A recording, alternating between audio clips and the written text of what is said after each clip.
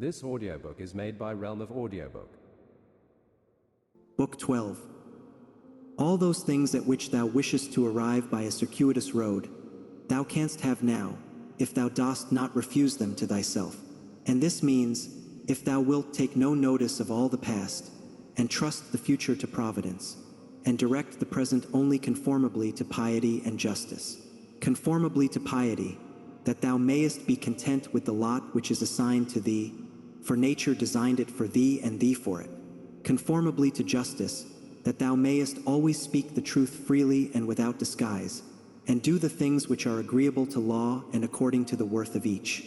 And let neither another man's wickedness hinder thee, nor opinion nor voice, nor yet the sensations of the poor flesh which has grown about thee. For the passive part will look to this. If then, whatever the time may be when thou shalt be near to thy departure, neglecting everything else, thou shalt respect only thy ruling faculty and the divinity within thee.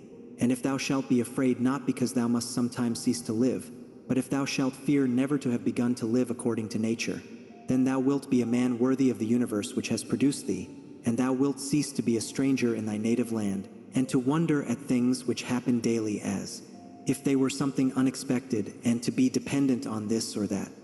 God sees the mind's ruling principles of all men bared of the material vesture and rind and impurities. For with his intellectual part alone, he touches the intelligence only which has flowed and been derived from himself into these bodies. And if thou also usest thyself to do this, thou wilt rid thyself of thy much trouble. For he who regards not the poor flesh which envelopes him, surely will not trouble himself by looking after raiment and dwelling and fame and such like externals and show. The things are three of which thou art composed, a little body, a little breath, life, intelligence. Of these the first two are thine, so far as it is thy duty to take care of them, but the third alone is properly thine. Therefore if thou shalt separate from thyself, that is, from thy understanding, whatever others do or say, and whatever thou hast done or said thyself, and whatever future things trouble thee because they may happen, and whatever in the body which envelopes thee or in the breath life, which is by nature associated with the body, is attached to thee independent of thy will, and whatever the external circumfluent vortex whirls round, so that the intellectual power exempt from the things of fate can live pure and free by itself, doing what is just and accepting what happens and saying the truth. If thou wilt separate, I say, from this ruling faculty the things which are attached to it by the impressions of sense, and the things of time to come and of time that is past, and wilt make thyself like Empedocles' sphere, all round, and in its joyous rest reposing. 1:13. And if thou shalt strive to live only what is really thy life, that is, the present, then thou wilt be able to pass that portion of life which remains for thee up to the time of thy death, free from perturbations, nobly, and obedient to thy own demon, to the God that is within thee. I have often wondered how it is that every man loves himself more than all the rest of men, but yet sets less value on his own opinion of himself than on the opinion of others. If then a God or a wise teacher should present himself to a man and bid him to think of nothing and to design nothing which he would not express as soon as he conceived it, he could not endure it even for a single day. 114. So much more respect have we to what our neighbors shall think of us than to what we shall think of ourselves. How can it be that the gods, after having arranged all things well and benevolently for mankind, have overlooked this alone, that some men and very good men, and men who, as we may say, have had most communion with the divinity, and through pious acts and religious observances have been most intimate with the divinity, when they have once died should never exist again, but should be completely extinguished? But if this is so, be assured that if it ought to have been otherwise, the gods would have done it. For if it were just, it would also be possible, and if it were according to nature, nature would have had it so. But because it is not so, if in fact it is not so, be thou convinced that it ought not to have been so. For thou sayest even of thyself that in this inquiry thou art disputing with the deity, and we should not thus dispute with the gods, unless they were most excellent and most just. But if this is so, they would not have allowed anything in the ordering of the universe to be neglected unjustly and irrationally. Practice thyself even in the things which thou despairest of accomplishing. For even the left hand, which is ineffectual for all other things for want of practice, holds the bridle more vigorously than the right hand, for it has been practiced in this. Consider in what condition both in body and soul a man should be when he is overtaken by death. and consider the shortness of life, the boundless abyss of time past and future, the feebleness of all matter. Contemplate the formative principles, forms of things bare of their coverings, the purposes of actions. Consider what pain is, what pleasure is, and death and fame. Who is to himself the cause of his uneasiness? How no man is hindered by another, that everything is opinion. In the application of thy principles thou must be like the pancratiast, not like the gladiator. For the gladiator lets fall the sword which he uses and is killed. But the other always has his hand, and needs to do nothing else than use it. See what things are in themselves, dividing them into matter, form, and purpose. What a power man has to do nothing except what God will approve, and to accept all that God may give him. With respect to that which happens conformably to nature, we ought to blame neither gods, for they do nothing wrong either voluntarily or involuntarily, nor men, for they do nothing wrong except involuntarily. Consequently, we should blame nobody. How ridiculous and what a stranger he is who is surprised at anything which happens in life. Either there is a fatal necessity and invincible order, or a kind providence, or a confusion without a purpose and without a director. Book 4. If then there is an invincible necessity, why dost thou resist? But if there is a providence which allows itself to be propitiated, make thyself worthy of the help of the divinity. But if there is a confusion without governor, be content that in such a tempest thou hast in thyself a certain ruling intelligence. And even if the tempest carry thee away, let it carry away the poor flesh, the poor breath, everything else. For the intelligence at least it will not carry away. Does the light of the lamp shine without losing its splendor until it is extinguished? And shall the truth which is in thee and justice and temperance be extinguished before thy death? When a man has presented the appearance of having done wrong, say, how then do I know if this is a wrongful act? And even if he has done wrong, how do I know that he has not condemned himself? And so this is like tearing his own face. Consider that he who would not have the bad man do wrong is like the man who would not have the fig tree to bear juice and the figs and infants to cry and the horse to neigh, and whatever else must of necessity be. For what must a man do who has such a character? If then thou art irritable, cure this man's disposition. Point 115. If it is not right, do not do it. If it is not true, do not say it. For let thy efforts be. 116. In everything always observe what the thing is which produces for thee an appearance, and resolve it by dividing it into the formal, the material, the purpose, and the time within which it must end. Perceive at last that thou hast in thee something better and more divine than the things which cause the various affects, and as it were pull thee by the strings. What is there now in my mind? Is it fear, or suspicion, or desire, or anything of the kind? First, do nothing inconsiderately, nor without a purpose. Second, make thy acts refer to nothing else than to a social end. Consider that before long thou wilt be nobody and nowhere, nor will any of the things exist which thou now sayest, nor any of those who are now living. For all things are formed by nature to change and be turned and to perish in order that other things in continuous succession may exist. Consider that everything is opinion, and opinion is in thy power. Take away then, when thou choosest, thy opinion, and like a mariner, who has doubled the promontory, thou wilt find calm, everything stable, and a waveless bay. Any one activity, whatever it may be, when it has ceased at its proper time, suffers no evil because it has ceased. Nor he who has done this act, does he suffer any evil for this reason that the act has ceased. In like manner then the whole which consists of all the acts, which is our life, if it cease at its proper time, suffers no evil for this reason that it has ceased. Nor he who has terminated this series at the proper time, has he been ill dealt with. But the proper time and the limit nature fixes, sometimes as in old age the peculiar nature of man, but always the universal nature, by the change of whose parts the whole universe continues ever young and perfect. Point 117. And everything which is useful to the universal is always good and in season. Therefore the termination of life for every man is no evil, because neither is it shameful, since it is both independent of the will and not opposed to the general interest, but it is good, since it is seasonable and profitable to and congruent with the universal. For thus too he is moved by the deity who is moved in the same manner with the deity and moved towards the same things in his mind. These three principles thou must have in readiness. In the things which thou doest, do nothing either inconsiderately or otherwise than as justice herself would act. But with respect to what may happen to thee from without, consider that it happens either by chance or according to providence, and thou must neither blame chance nor accuse providence. Second, consider what every being is from the seed to the time of its receiving a soul, and from the reception of a soul to the giving back of the same, and of what things every being is compounded and into what things it is resolved. Third, if thou shouldst suddenly be raised up above the earth, and shouldst look down on human things, and observe the variety of them how great it is, and at the same time also shouldst see at a glance how great is the number of beings who dwell around in the air and the ether, consider that as often as thou shouldst be raised up, thou wouldst see the same things, sameness of form and shortness of duration.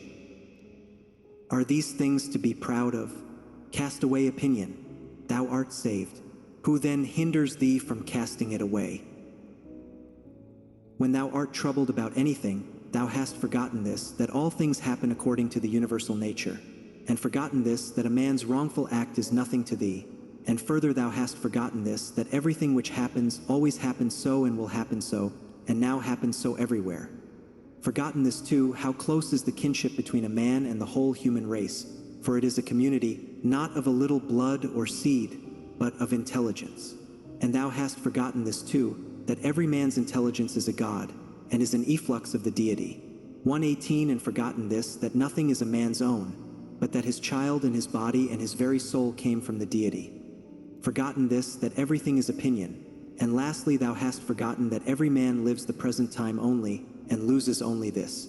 Constantly bring to thy recollection those who have complained greatly about anything, those who have been most conspicuous by the greatest fame or misfortunes or enmities or fortunes of any kind. Then think, where are they all now? Smoke and ash and a tale, or not even a tale. And let there be present to thy mind also everything of this sort, how Fabius Catilinus lived in the country, and Lucius Lupus in his gardens, and Stertinius at Baiae, and Tiberius at Capri, and Velius Rufus or Rufus at Velia. And in fine think of the eager pursuit of anything conjoined with pride. 119 And how worthless everything is after which men violently strain, and how much more philosophical it is for a man in the opportunities presented to him to show himself just, temperate, obedient to the gods, and to do this with all simplicity. For the pride which is proud of its want of pride is the most intolerable of all. To those who ask, where hast thou seen the gods, or how dost thou comprehend that they exist and so worshipest them? I answer, in the first place, they may be seen even with the eyes. 120 In the second place, neither have I seen even my own soul, and yet I honor it. Thus then, with respect to the gods, from what I constantly experience of their power, from this I comprehend that they exist, and I venerate them. The safety of life is this, to examine everything all through, what it is itself, what is its material, what the formal part, with all thy soul to do justice and to say the truth. What remains except to enjoy life by joining one good thing to another, so as not to leave even the smallest intervals between? There is one light of the sun, though it is interrupted by walls, mountains, and other things infinite. There is one common substance, though it is distributed among countless bodies which have their several qualities. There is one soul, though it is distributed among infinite natures and individual circumscriptions, or individuals. There is one intelligent soul, though it seems to be divided.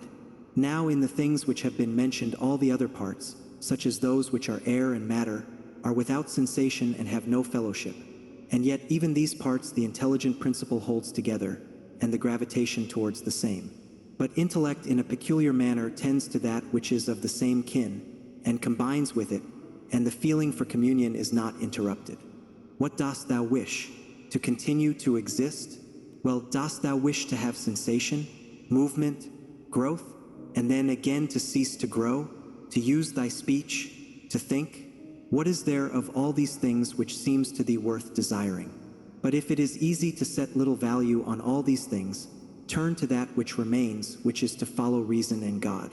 But it is inconsistent with honoring reason and God to be troubled, because by death the man will be deprived of the other things. How small a part of the boundless and unfathomable time is assigned to every man, for it is very soon swallowed up in the eternal.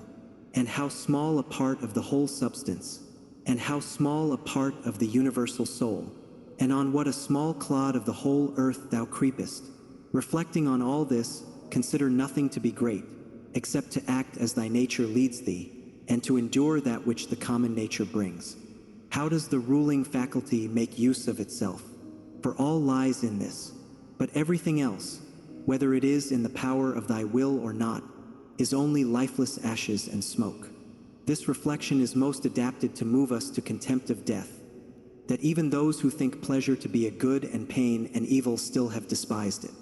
The man to whom that only is good which comes in due season, and to whom it is the same thing whether he has done more or fewer acts conformable to right reason, and to whom it makes no difference whether he contemplates the world for a longer or a shorter time. For this man neither is death a terrible thing. 3:7, 6:23, X 20, 12:23. Man, thou hast been a citizen in this great state, the world. 1:21. What difference does it make to thee whether for 5 years or 3? For that which is conformable to the laws is just for all. Where is the hardship then, if no tyrant nor yet an unjust judge sends thee away from the state, but nature who brought thee into it? The same as if a praetor who has employed an actor dismisses him from the stage. 122. But I have not finished the 5 acts, but only 3 of them. Thou sayest well, but in life the 3 acts are the whole drama. For what shall be a complete drama is determined by him who was once the cause of its composition, and now of its dissolution, but thou art the cause of neither. Depart then satisfied, for he also who releases thee is satisfied. Endnotes. Annius Virius was his grandfather's name. There is no verb in this section connected with the word from, nor in the following sections of the book, and it is not quite certain what verb should be supplied. What I have added may express the meaning here, though there are sections which it will not fit. If he does not mean to say that he learned all these good things from the several persons whom he mentions, he means that he observed certain good qualities in them, or received certain benefits from them, and it is implied that he was the better for it, or at least might have been, for it would be a mistake to understand Marcus as saying that he possessed all the virtues which he observed in his kinsmen and teachers. Right arrow curving left. His father's name was Annius Verus. Right arrow curving left. His mother was Domitia Calvilla, named also Lucilia. Right arrow curving left. Perhaps his mother's grandfather, Catilius Severus. Right arrow curving left. In the works of Justinus, there is a printed letter to one Diognetus, whom the writer names Most Excellent. He was a Gentile, but he wished very much to know what the religion of the Christians was, what God they worshipped, and how this worship made them despise the world and death, and neither believe in the gods of the Greeks nor observe the superstition of the Jews, and what was this love to one another which they had, and why this new kind of religion was introduced now and not before. My friend Mr. Jenkins, rector of Lyminge in Kent, has suggested to me that this Diognetus may have been the tutor of M. Antoninus. Right arrow curving left. Q. Junius Rusticus was a Stoic philosopher, whom Antoninus valued highly, and often took his advice. Capital M. Antonin 3. Antoninus says tau omicron pi iota kappa tau eta tau epsilon omicron iota pi omicron mu nu gamma alpha sigma iota nu, which must not be translated, the writings of Epictetus, for Epictetus wrote nothing. His pupil Arian, who has preserved for us all that we know of Epictetus, says mu alpha nu tau phi delta iota alpha phi nu lambda xi alpha iota, tau kappa epsilon nu omicron upsilon delta iota alpha nu omicron alpha. Epictetus ad Gellius. Right arrow curving left. Apollonius of Chalcis came to Rome in the time of Pius to be Marcus Preceptor. He was a rigid Stoic. Right arrow curving left. Sextus of Carinthia, a grandson of Plutarch, or nephew, as some say, but more probably a grandson. Right arrow curving left. Alexander was a grammaticus, a native of Phrygia. He wrote a commentary on Homer, and the rhetorician Aristides wrote a panegyric on Alexander in a funeral oration. Right arrow curving left. M. Cornelius Fronto was a rhetorician, and in great favor with Marcus. There are extant various letters between Marcus and Fronto. Right arrow curving left. Cinna Catullus, a Stoic philosopher. Right arrow curving left. The word brother may not be genuine. Antoninus had no brother. It has been supposed that he may mean some cousin. Schultz omits brother. and says that this Severus is probably Claudius Severus, a peripatetic, right arrow curving left. We know from Tacitus, Annals 13, 16, 21, and other passages, who Thracia and Helvidius were. Plutarch has written the lives of the two Catos, and of Dion and Brutus. Antoninus probably alludes to Cato of Utica, who was a Stoic, right arrow curving left. Claudius Maximus was a Stoic philosopher, who was highly esteemed also by Antoninus Pius, Marcus' predecessor. The character of Maximus is that of a perfect man. See Book V, paragraph 27. Right arrow curving left. He means his adoptive father, his predecessor, the Emperor Antoninus Pius. Compare Book 6, paragraph 30. Right arrow curving left. He uses the word kappa omicron iota nu omicron eta mu omicron sigma nu eta. See Gataker's note. Right arrow curving left. This passage is corrupt, and the exact meaning is uncertain. Right arrow curving left. Lorium was a villa on the coast north of Rome, and there Antoninus was brought up, and he died there. This is also corrupt. Right arrow curving left. Xenophon Memorabilia 1, 3, 15. Right arrow curving left. The emperor had no brother, except L. Verus, his brother by adoption. Right arrow curving left. See the life of Antoninus. Right arrow curving left. This is corrupt.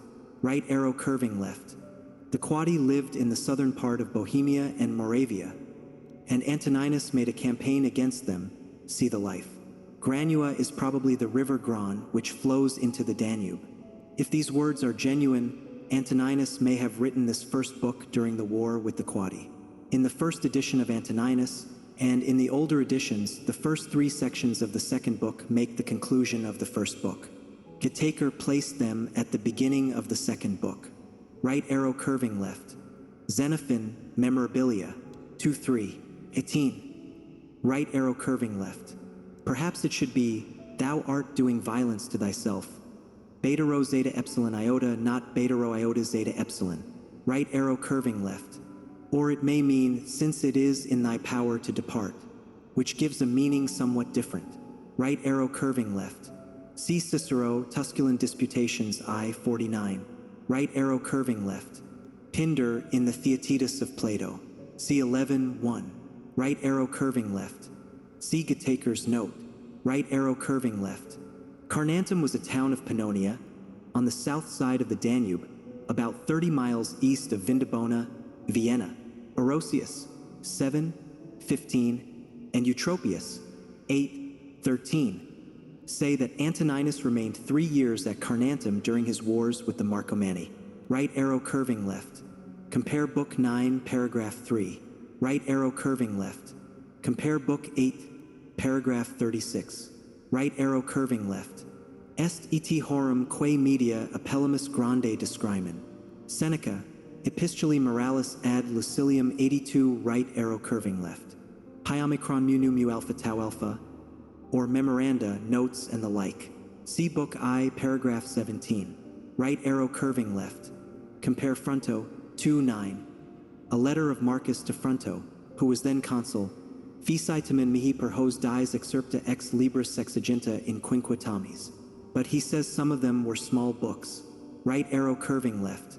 Compare Plato, De Legibus, I, page 644, tau iota, tau alpha, tau pi theta eta, etc. And Antoninus, Book 2, paragraph 2. Book 7, paragraph 9. Book 12, paragraph 21. Right arrow curving left. Pi rho tau pi gamma omicron mu epsilon nu alpha, literally towards that which leads. The exact translation is doubtful. See Gataker's note. Right arrow curving left. Tecum habita. Noris quam sit tibi curta supelex. Persius 4. 52. Right arrow curving left. Compare Cicero De Legibus, I 7. Right arrow curving left. Antoninus here uses the word kappa sigma mu omicron both in the sense of the universe and of order, and it is difficult to express his meaning. Right arrow curving left. Ovid, Metamorphoses XC, 293. See Quaeras Hellicin et Burin Acitas herbs, invenis sub aquis. Right arrow curving left. an allusion to Homer's Nestor, who was living at the War of Troy among the third generation, like old Par with his 152 years, and some others in modern times who have beaten Par by 20 or 30 years, if it is true, and yet they died at last. Right arrow curving left. In this section, there is a play on the meaning of sigma upsilon mu beta alpha nu epsilon iota nu. Right arrow curving left. Compare Book 2, paragraph 1. Right arrow curving left. This is imperfect or corrupt, or both. There is also something wrong or incomplete in the beginning of paragraph 29, where he says xi epsilon lambda theta nu zeta nu delta iota alpha nu omicron, which Gataker translates as if thou wast about to quite life. But we cannot translate xi epsilon lambda theta nu in that way. Other translations are not much more satisfactory. I have translated literally and left it imperfect. Right arrow curving left. Epictetus I 25, 18. Right arrow curving left. This is the Stoic precept of nu chi omicron nu kappa alpha pi chi omicron nu. The first part teaches us to be content with men and things as they are. The second part teaches us the virtue of self-restraint, or the government of our passions. Right arrow curving left. This section is unintelligible. Many of the words may be corrupt, and the general purport of the section cannot be discovered. Perhaps several things have been improperly joined in one section. I have translated it nearly literally. Different translators give the section a different turn, and the critics have tried to mend what they cannot understand. Right arrow curving left. Gataker translates this because we strive to get these things, comparing the use of delta iota alpha phi rho epsilon sigma theta alpha iota in Book V paragraph 1, and Book X paragraph 29, and Book 9 paragraph 39, where it appears that his reference should be Book 11 paragraph 15. He may be right in his interpretation, but I doubt. Right arrow curving left. Cicero, De Natura Deorum 3:32. Right arrow curving left. Plutarch, Adversus Stoicos, c. 14. Right arrow curving left. I have used Gataker's conjecture kappa alpha tau alpha lambda eta kappa tau iota kappa instead of the common reading kappa alpha tau alpha lambda eta pi tau iota kappa. Compare Book 4, paragraph 21. Book 9, paragraph 43. Right arrow curving left. This is corrupt. Right arrow curving left. The end of this section is unintelligible. Right arrow curving left. Plato, Politia 6, 486. Right arrow curving left. From the Bellerophon of Euripides. Right arrow curving left. From the Hypsipyle of Euripides. Cicero, Tusculan Disputations 3:25, has translated 6 lines from Euripides, and among them are these 2 lines: Redenda terrae eset terra, tum vita omnibus mittenda ut fruges, sic jubit necessitas. Right arrow curving left. See Aristophanes' Acarnances v. 661. Right arrow curving left. From the Apologia c. 16. Right arrow curving left. Plato, Gorgias, c. 68, 512. In this passage, the text of Antoninus has alpha tau omicron nu, which is perhaps right. But there is a difficulty in the words mu rho tau omicron nu nu. Tau zeta nu pi omicron sigma omicron nu delta chi rho nu omicron nu tau nu gamma epsilon lambda eta theta nu rho alpha alpha tau omicron nu sigma tau, kappa alpha omicron, etc. The conjecture epsilon kappa tau omicron nu for alpha tau omicron nu does not mend the matter. Right arrow curving left. It is said that this is not in the extant writings of Plato. Right arrow curving left. From the Chrysippus of Euripides. Right arrow curving left. The first 2 lines are from the Supplices of Euripides, v. 1110. Right arrow curving left. This section is obscure, and the conclusion is so corrupt that it is impossible to give any probable meaning to it. It is better to have it as it is than to patch it up, as some critics and translations have done. Right arrow curving left. The text has lambda iota kappa, which it has been proposed to alter to lambda omicron gamma iota kappa, and this change is necessary. We shall then have in this section lambda omicron gamma iota kappa and kappa omicron iota nu omega nu iota kappa associated, as we have in paragraph 64 lambda omicron gamma iota kappa and pi omicron lambda iota tau iota kappa, and in paragraph 68.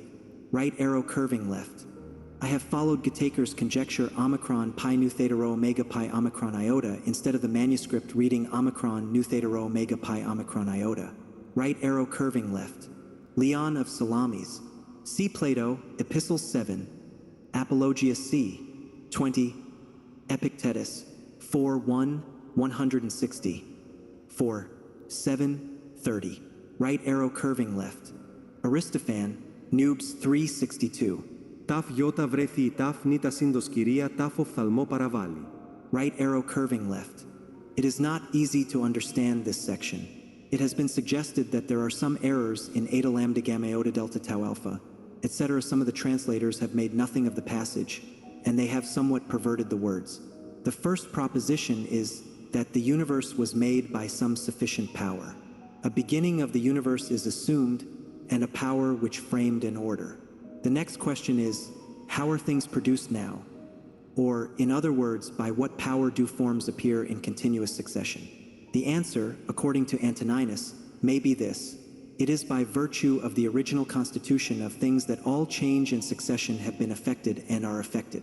And this is intelligible in a sense, if we admit that the universe is always one and the same, a continuity of identity. As much one and the same as man is one and the same which he believes himself to be, though he also believes and cannot help believing that both in his body and in his thoughts there is a change in succession.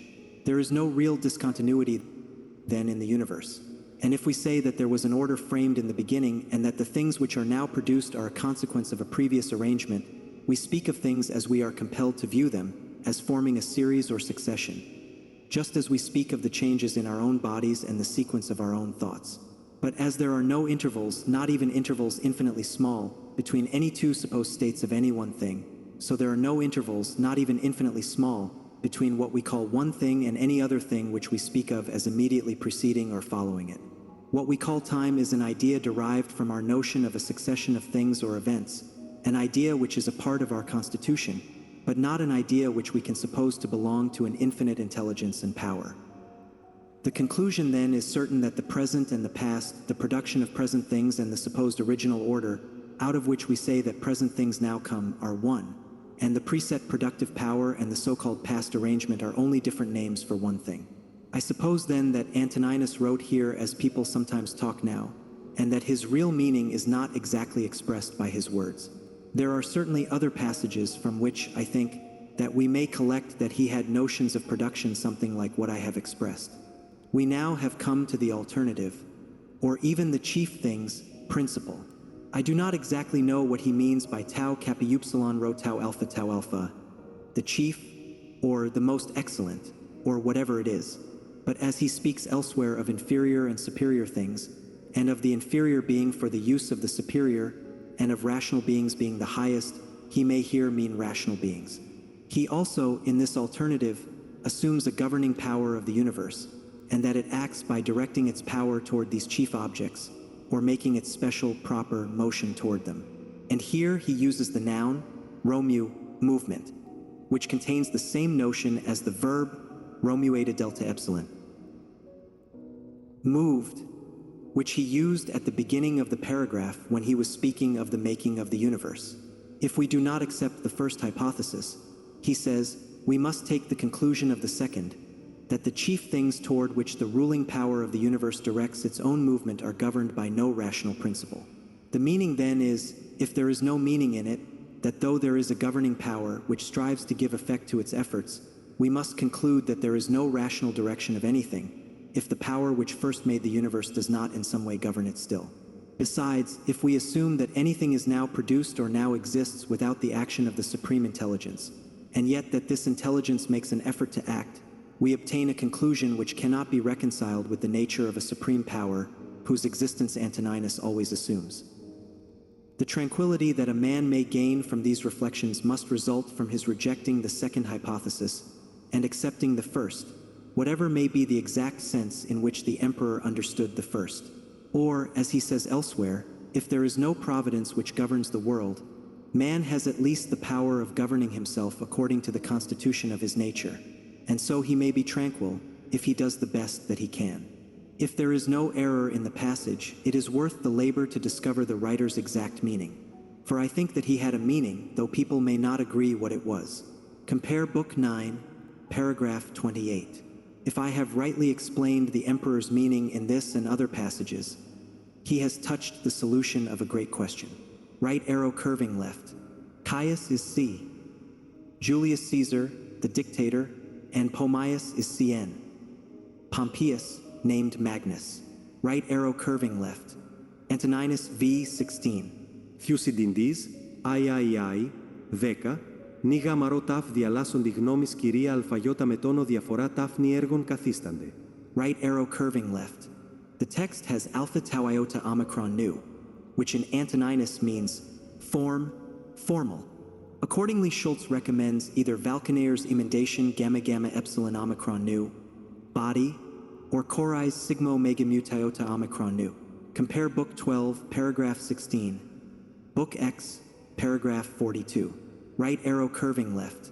Arius, rho epsilon iota omicron, was a philosopher who was intimate with Augustus. Sucton, Augustus, c. 89. Plutarch, Antoninus, 80. Dion Cassius, 51. c. 16. Right arrow curving left. The text is corrupt at the beginning of the paragraph, but the meaning will appear if the second lambda omicron gamma iota kappa nu is changed into lambda omega nu, though this change alone will not establish the grammatical completeness of the text. Right arrow curving left. Verus is a conjecture of Saumaise, and perhaps the true reading. Right arrow curving left. Rho epsilon gamma omicron munueta in this passage seems to have a passive sense. It is difficult to find an apt expression for it and some of the other words. A comparison with Book 11, paragraph 17, will help to explain the meaning. Right arrow curving left. Extensions, kappa tau nu epsilon, because they are extended. Pi tau omicron kappa tau epsilon nu epsilon delta theta alpha iota, a piece of bad etymology. Right arrow curving left. Compare Epictetus 3, 9, 12. Right arrow curving left.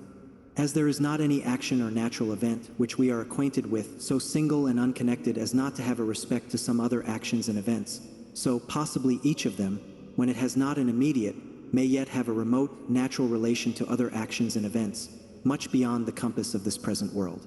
Again, things seemingly the most insignificant imaginable are perpetually observed to be necessary conditions to other things of the greatest importance, so that any one thing whatever may, for aught we know to the contrary, be a necessary condition to any other. Butler's Analogy, Chapter 7. See all the chapter. Some critics take tau pi rho chi omicron nu tau alpha in this passage of Antoninus to be the same as tau nu tau alpha. But if that were so, he might have said pi rho lambda lambda eta lambda alpha instead of pi rho tau pi rho chi omicron nu tau alpha. Perhaps the meaning of pi rho tau pi rho chi omicron nu tau alpha may be to all prior things. If so, the translation is still correct. See Book 6, paragraph 38. Right arrow curving left. Virtutus omnis laus in action consistit. Cicero, De Officiis I6. Right arrow curving left. Tau tau nu epsilon kappa nu alpha may be, as Gataker conjectures, a dramatic representation of the state of the dead. Schultz supposes that it may be also a reference to the nu epsilon kappa nu alpha of the Odyssey, Lib 11. Right arrow curving left. The words which immediately follow kappa alpha tau, pi alpha kappa omicron lambda omicron theta eta sigma iota nu are corrupt, but the meaning is hardly doubtful. Compare Book 7, 71. Right arrow curving left. Those who wish to know what Plato's Republic is, may now study it in the accurate translation of Davies and Vaughan. Right arrow curving left. There is some corruption at the end of this section, but I think that the translation expresses the emperor's meaning. Whether intelligence rules all things or chance rules, a man must not be disturbed. He must use the power that he has and be tranquil. Right arrow curving left. Απέχει ταφ διόν. This sense of pi chi epsilon iota nu occurs in Book 11, paragraph 1, and Book 6, paragraph 51. Also in St. Matthew, 6:2, pi chi omicron nu sigma iota tau nu miota sigma theta nu, and in Epictetus. Right arrow curving left. That is, God, Book 4, paragraph 42, as he is defined by Zeno. But the confusion between gods and God is strange. Right arrow curving left. The end of this section is perhaps corrupt. The meaning is very obscure. I have given the meaning which appears to be consistent with the whole argument. The emperor here maintains that the essential part of man is unchangeable, and that the other parts, if they change or perish, do not affect that which really constitutes the man. Schultz supposed thy mother to mean nature, phi sigma iota, but I doubt about that. Right arrow curving left. See Seneca, Epistle 70, on these exhibitions which amused the people of those days. These fighters were the Bestlarii, some of whom may have been criminals, but even if they were, the exhibition was equally characteristic of the depraved habits of the spectators. Right arrow curving left. The islands of the happy, or the fortunate insuli, are spoken of by the Greek and Roman writers.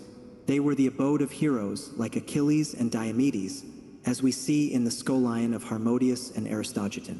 Sertorius heard of the islands at Cadiz from some sailors who had been there, and he had a wish to go and live in them and rest from his troubles.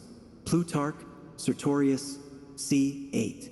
In the Odyssey, Proteus told Menelaus that he should not die in Argos, but be removed to a place at the boundary of the earth where Rhadamanthus dwelt. Odyssey 4:565. For there in sooth man's life is easiest, nor snow nor raging storm nor rain is there, but ever gently breathing gales of Zephyr Oceanus sends up to gladden man. It is certain that the writer of the Odyssey only follows some old legend without having any knowledge of any place which corresponds to his description. The islands which Sertorius heard of may be Madeira and the adjacent island. Compare Pindar, Olympian 2:129.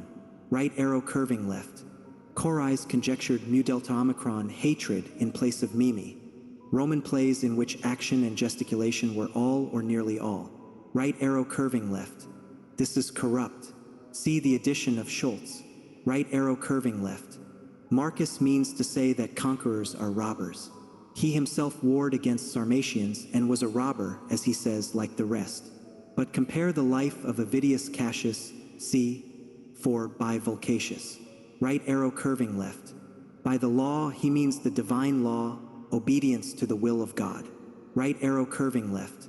These words are from Euripides. They are cited by Aristotle, Nicomachean Ethics 8:1.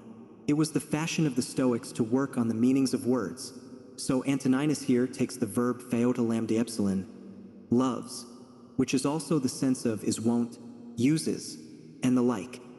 He finds in the common language of mankind a philosophical truth, and most great truths are expressed in the common language of life. Some understand them, but most people utter them without knowing how much they mean. Right arrow curving left. Plato, Theaetetus 175 di E. But compare the original with the use that Antoninus has made of it. Right arrow curving left. Antoninus here is playing on the etymology of nu mu omicron, law, assignment, that which assigns nu mu epsilon iota, to every man his portion. Right arrow curving left. Nothing is known of Satyron or Satyrion, nor, I believe, of Eutychus or Hymen. Euphrates is honorably mentioned by Epictetus, 3:15, 8, 4, 8, 17. Pliny, Epistles I-10, speaks very highly of him. He obtained the permission of the Emperor Hadrian to drink poison, because he was old and in bad health, Dion Cassius. 69, c. 8. Right arrow curving left. Crito is the friend of Socrates, and he was, it appears, also a friend of Xenophon. When the emperor says seen, he does not mean with the eyes. Right arrow curving left. Compare Epictetus I-29-28. Right arrow curving left. Homer, the Iliad 6:146. Right arrow curving left. He says Kappa Alpha Kappa Nu, but as he affirms in other places that death is no evil, he must mean what others may call an evil, and he means what is going to happen. Right arrow curving left. Imperikin Paligenesian. See Book V, paragraph 13, paragraph 33, and Book X, paragraph 8. Right arrow curving left. Law is the order by which all things are governed. Right arrow curving left. See the life of Antoninus. This is the only passage in which the emperor speaks of the Christians. Epictetus 4:7-6 names them Galilee. Right arrow curving left. Sophocles, Oedipus Rex. Right arrow curving left. See Book 7, paragraph 40, paragraph 37, paragraph 39. Right arrow curving left. Instead of sigma kappa lambda mu eta Sames reads sigma kappa alpha mu beta. There is a Greek proverb, sigma kappa alpha mu beta nu xi lambda omicron nu omicron delta pi omicron tau delta rho theta nu. You cannot make a crooked stick straight. The wolfish friendship is an allusion to the fable of the sheep and the wolves. Right arrow curving left. It appears that there is a defect in the text here. Right arrow curving left. The word pi rho epsilon sigma beta tau epsilon rho alpha, which is here translated prior, may also mean superior. But Antoninus seems to say that piety and reverence of the gods precede all virtues, and that other virtues are derived from them, even justice, which in another passage, paragraph 15. He makes the foundation of all virtues. The ancient notion of justice is that giving to everyone his due. It's not a legal definition, as some have supposed, but a moral rule which law cannot in all cases enforce. Besides law that has its own rules, which are sometimes moral and sometimes immoral, but it enforces them all simply because they are general rules, and if it did not or could not enforce them, so far law would not be law. Justice, or the doing what is just, implies a universal rule and obedience to it. And as well as we all live under universal law, which commands both our body and our intelligence, and is the law of our nature, that is the law of the whole constitution of man, we must endeavor to discover what this supreme law is. It is the will of the power that rules all. By acting in obedience to this will, we do justice, and by consequence everything else that we ought to do. Right arrow curving left. The story is told by Horace in his Satires, 2:6, and by others since, but not better. Right arrow curving left. Perhaps the emperor made a mistake here, for other writers say that it was Archelaus, the son of Perdiccas, who invited Socrates to Macedonia. Right arrow curving left. Getaker suggested pi iota kappa omicron nu rho epsilon omega nu for phi epsilon sigma omega nu. Right arrow curving left. The verse of Empedocles is corrupt in Antoninus. It has been restored by Peyron from a Turin manuscript. Thus, Sfaros kynklotes monis perigithei geon. right arrow curving left. See Book 3, paragraph 4. Right arrow curving left. The interpreters translate gamma omicron rho gamma by the words acer, validusk, and skillful. But in Epictetus 2, 16, 23, 12, 10, this word means vehement, prone to anger, irritable, right arrow curving left. There is something wrong here or incomplete. Right arrow curving left. See Book 7, paragraph 25. Right arrow curving left.